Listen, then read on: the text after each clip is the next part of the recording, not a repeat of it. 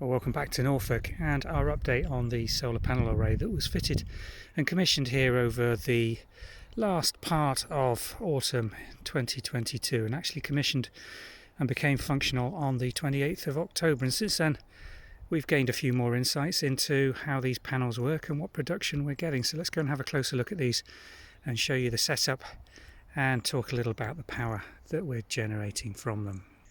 Now you can see here that we went for 3 individual rows of 30 panels per row, so 90 total solar panels. The peak production that's certified on the MSC cert is 35 kilowatt hours, or 35 kilowatt peak, sorry. The Solaris inverter that we've got has a maximum of 30 kilowatts, so we're never going to produce more than 30 kilowatts back into the grid. They're in 6 strings, 3 rows, each with 2 strings on, so we've got 6 individual strings that we can collect data on.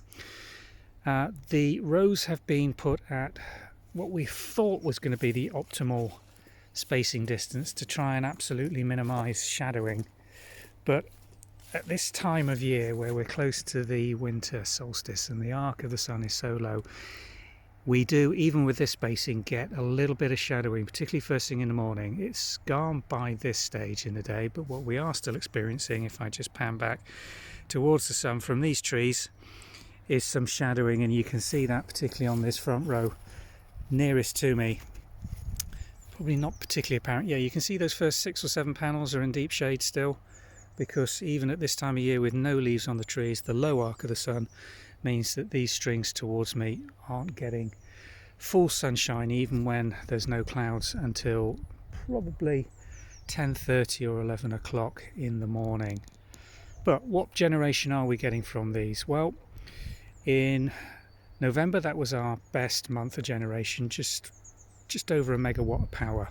1075 kilowatt hours were generated from these panels. In December that reduced to 816 kilowatt hours, and in January so far we've produced I think 400 kilowatt hours, so not bad. They are generating an average of around 23 to 25% of the electricity that we've consumed on site during that period of time. Now if you think that sounds a very small amount considering the number of kilowatt hours that we've generated, you've got to remember that these are phase 1 of a project to power this farm and its buildings, which consumes, well, in December, I'm going to scare you now and tell you our total consumption on site was just over 3,000 kilowatt hours. So we use an awful lot of power, and well, that's probably understandable when you see some of the kit that we've put into this farm. We're not a farm production unit in terms of commercial use, it's all domestic, but within the farm building complexes we are running 2 electric augers, a hot tub, and added into the mix during the last half of the year was a 100DX model Tesla, which, you know, once you start charging those things on solar power, the amount of kilowatt hours that you put into them starts to add up. So we are only producing around a quarter of the electricity from these panels at this time of year that we're using, but we are starting to play around with how we use our electricity and times of day that we draw on the grid, and certainly with the Tesla technology that's very easy to do.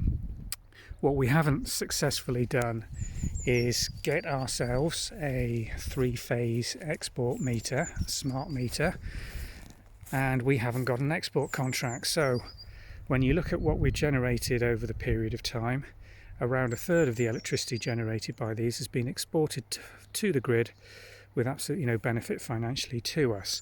The problems in the UK at the moment are getting anybody to take on a new contract.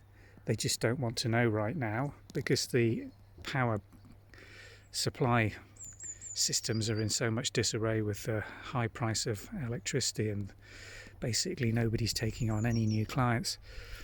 And trying to get a 3-phase smart meter fitted is really, really difficult.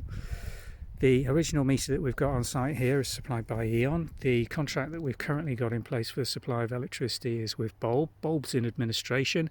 Currently our contract is in the process of being transferred over to Octopus.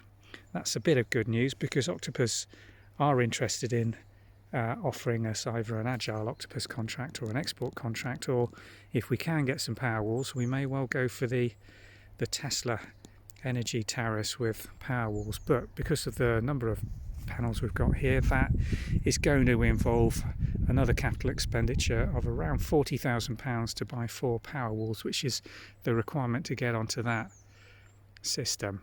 I've come round to the other end of the array.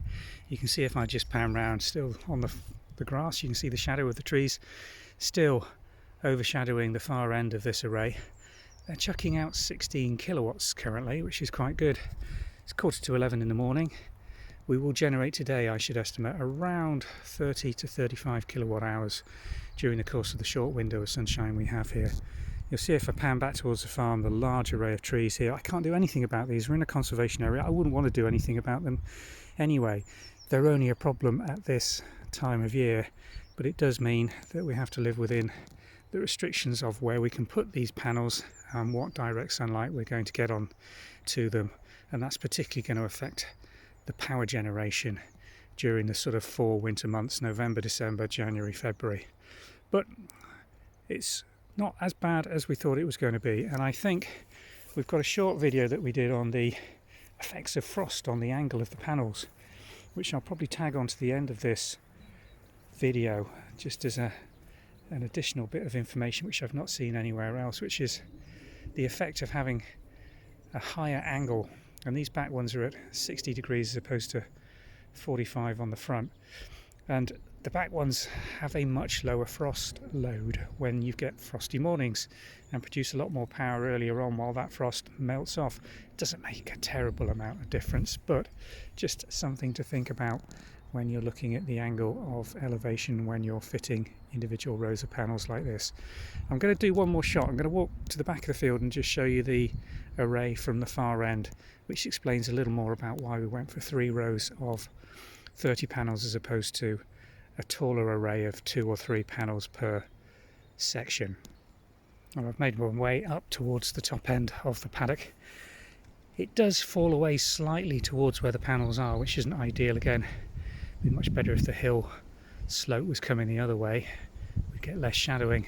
But you can see from this angle, with the black panels just tucked in 3 rows, how unobtrusive it is, and that's going to be even less so when the leaves come out on the hedge, but they're actually all sitting below the level of the hedge that's been flail cut behind them, and that's another reason they were spaced 6 metres away from the hedge. That's just right for a full-size tractor with a flail cutter to easily get behind them without risking doing any damage. So if anybody's looking at positioning these in agricultural land or in front of a hedge that you're going to need to get agricultural machinery behind, 6 metres is the distance you want to aim for to the back of the top of the first row. So I hope you found that useful. A little bit more information, a few things we haven't seen on any other videos discussed, and hopefully help you decide when you're looking at just how many panels you should be putting in and what power you're going to be generating, particularly at this really poor part of the year in the Northern Hemisphere for solar generation generally. Thanks for watching.